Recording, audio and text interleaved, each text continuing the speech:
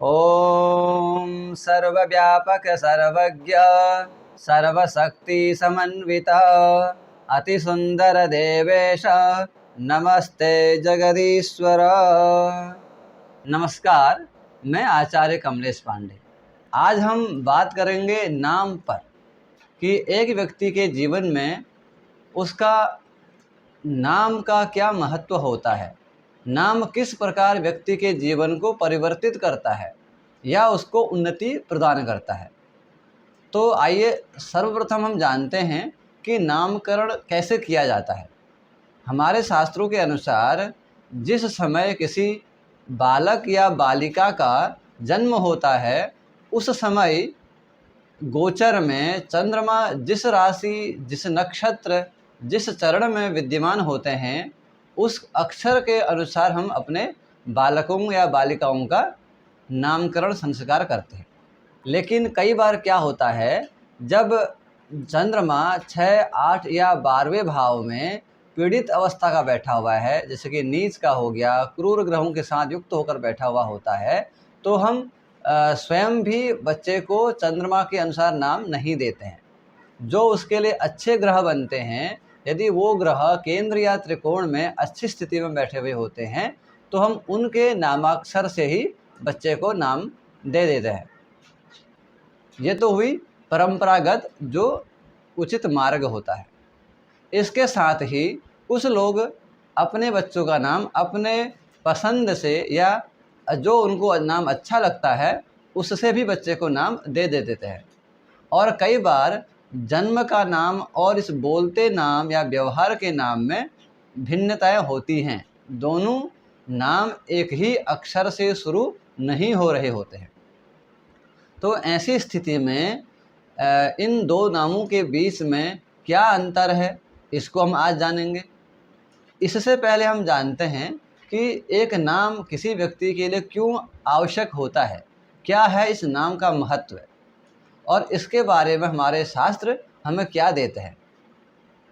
शास्त्र कहते हैं, नामाखिलश्च व्यवहार हेतु शुभावहम कर्म सुभाग्य हेतु नामनेव कीर्तिम लभते मनुष्यस ततः प्रशस्तम खलु नाम कर्म।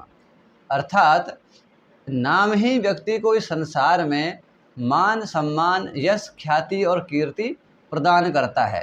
इसीलिए एक व्यक्ति का नामकरण संस्कार किया जाता है, क्योंकि एक नाम ही उस व्यक्ति की अपनी पहचान होती है। तो उसकी पहचान इस संसार में बनाए रखने का जो काम है वो हमारा नाम ही हमें देता है। अब बात आती है, अगर नाम का इतना महत्व है तो नाम कैसा होना चाहिए।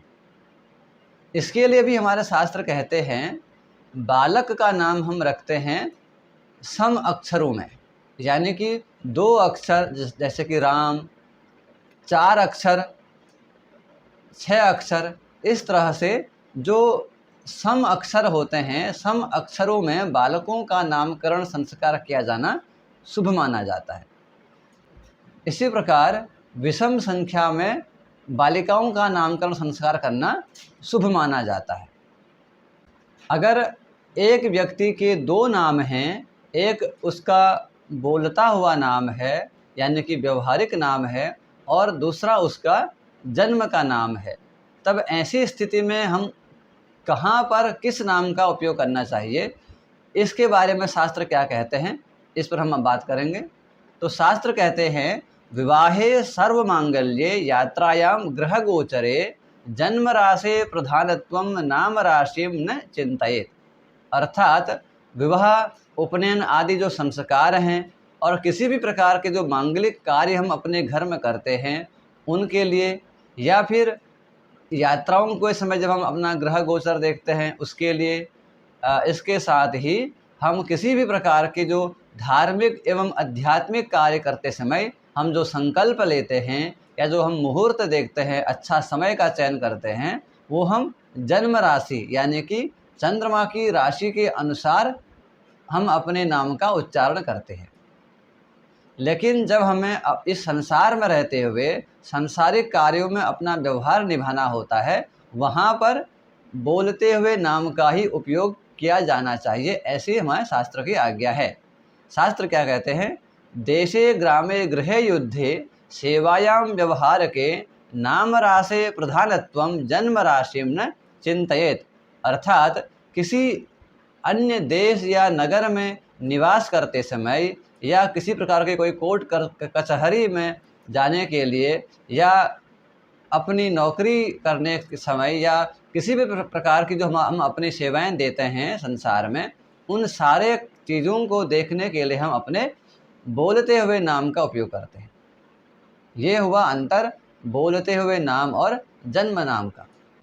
इस प्रकार प्रत्येक नाम की अपनी एक ऊर्जा होती है, अपनी एक शक्ति होती है। जब हम एक शक्ति, एक ऊर्जा को बार बार पुकारते हैं तो हमारे बच्चों में वही ऊर्जा, वही शक्ति उनके अंदर में प्रस्फुटित हो जाती है, जागृत हो जाती है। इसलिए हमें अपने बच्चों का नामकरण करते समय बड़े ध्यानपूर्वक जो नाम उनके लिए अनुकूल हो, जो सौम्यता, बल, साहस का प्रतीक हो, वैसे नाम हमें अपने बच्चों को देने चाहिए। इसके साथ ही एक दूसरा प्रश्न आता है कि नामकरण संस्कार करने के लिए क्या मुहूर्त को देखना चाहिए? इसके लिए हमारे शास्त्र क्या कहते हैं कि जब भी किसी का जन्म होता है उसके 11वें दिन उसका नामकरण संस्कार कर लेना चाहिए।